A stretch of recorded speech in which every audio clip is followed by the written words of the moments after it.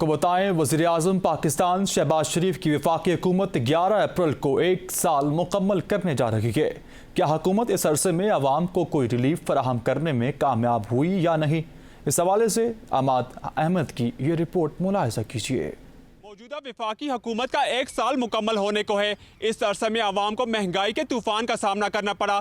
क्या ये हुकूमत आवाम को कोई रिलीफ फराहम करने में कामयाब हुई या नहीं? इस बारे में अरकान पार्लियामेंट क्या कहते हैं, आइए जानते हैं।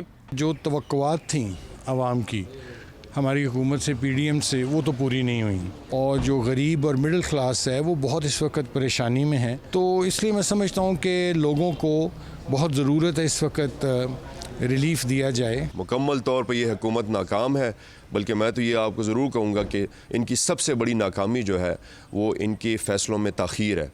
रिलीफ इतना अहम नहीं है जितना प्रोडक्शन बढ़ानी है हमें, क्योंकि प्रोडक्शन आप बढ़ाते हैं तो वेजेस मिलते हैं, वेजेस जो हैं वो, और प्रोडक्शन बढ़ाने से आपकी जो इम्पोर्ट बिल है वो भी काबू में आता है। इनकी नाअहली का अंदाज़ा तो ये कर लें कि उन्होंने आवाम का बरकस निकाल दिया और अभी तक IMF इनके साथ माहिदे के लिए तैयार नहीं है। रोज़ जो हैं वो बिजली, गैस, पेट्रोलियम मसनूआत और किचन आइटम्स और एसेंशियल्स की कीमतें बढ़ रही हैं। हम आवाम को रिलीफ नहीं दे सके और ये हमारी नाकामी है।